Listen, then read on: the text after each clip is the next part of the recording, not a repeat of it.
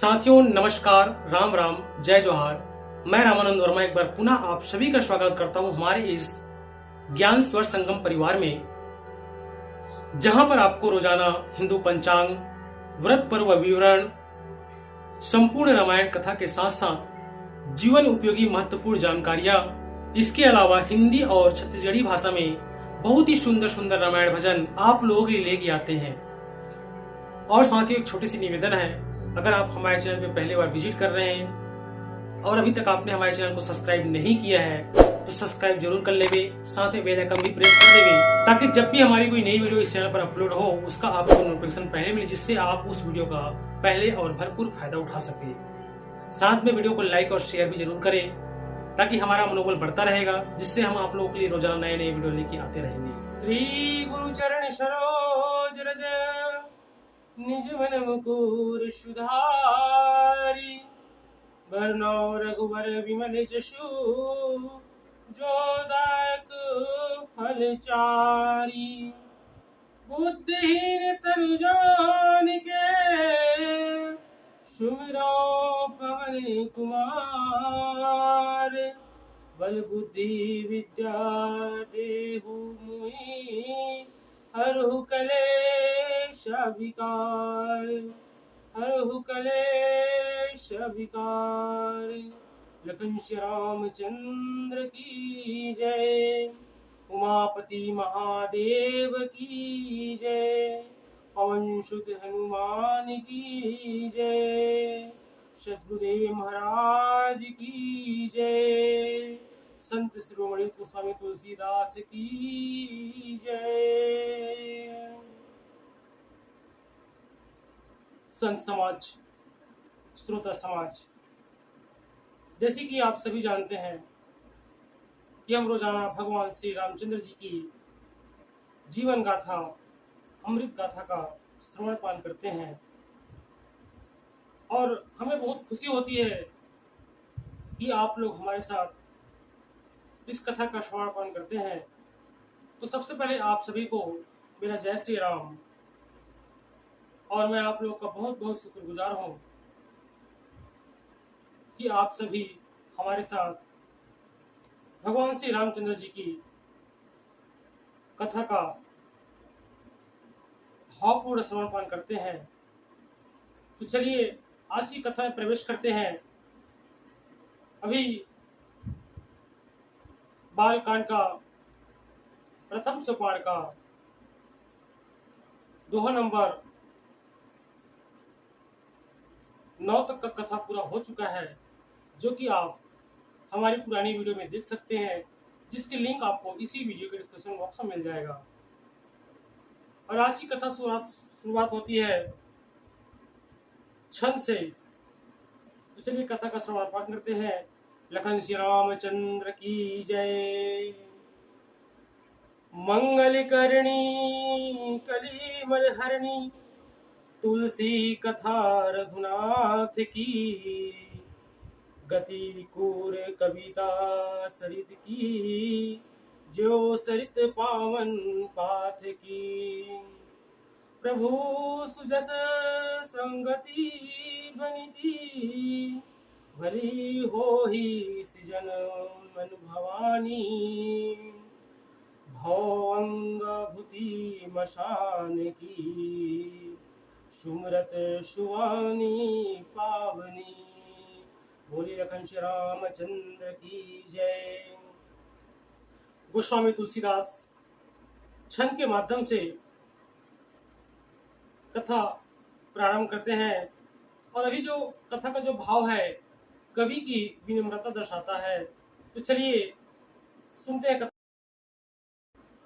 श्री तुलसीदास जी कहते हैं कि श्री रघुनाथ जी की कथा मंगल करने वाली और कलयुग के पापों का नाश करने वाली है। इस कविता रूपी नदी की गति टेढ़ी मेढ़ी तो है, किंतु गंगा के तरह परम पवित्र यह प्रभु श्री रामचंद्र जी के सुंदर यश की संगति से अच्छी हो जाएगी, और सत्पुरुषों के मन को वैसे ही अच्छी लगेगी जैसे शमशान की विभूति अपवित्र होती है, परंतु वही श्री महादेव जी के शरीर में लगकर स्मरण करने योग्य, सुंदर और पवित्र हो जाता है। दोहा नंबर 10। प्रिय लगी अति सभी, मम विनीति राम जस संग। दारु विचारू की करई, को बंदी मलय प्रसंग।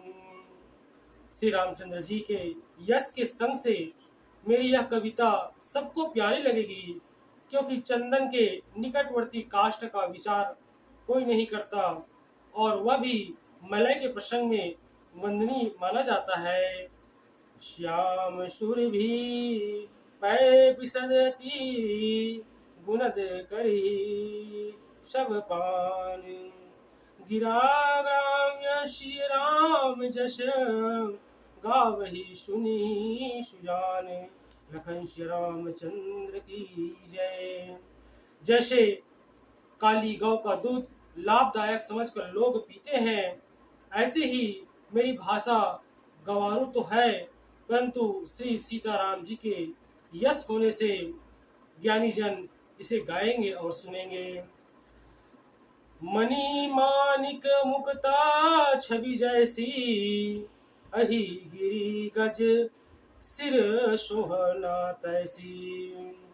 नृप किरित तुरिर तनु पाई, लहिम सकल शोभाधिकाई। गोस्वामी तुलसीदास चौपाई के माध्यम से आगे लिखते हैं, मणि मानिक और मुक्ता की जैसी शोभा है, वैसे सर्प, पर्वत और हाथी के मस्तक पर नहीं होती, किंतु यह सब राजा के मुकुट और तरणी स्त्री के शरीर पर अधिक शोभा पाते हैं। तैसे ही सुख भी कबीत बुध कही, उपजाही अनत अनत छवि लही। भक्ति है तू विधि भवन बिहाई, सुमिरत शारद आवती धाई। इसी प्रकार गोस्वामी तुलसी आगे लिखते हैं, इसी प्रकार अच्छे कवि और विद्वान लोग कविता करते तो कहीं पर है, और वह शोभा किसी दूसरे स्थान पर पाती है। जब भक्त अपनी कविता के लिए श्री सरस्वती जी का स्मरण करता है, तब वह भक्ति के कारण ब्रह्मा जी के घर यानी कि ब्रह्मलोक को छोड़कर दौड़ी चली जाती है। रामचरित सर बिनु अनवाए, सो समझाई न कोटि उपाय। कवि को विदस हृदय विचारी, गावी हरि जस कलिमल हारी।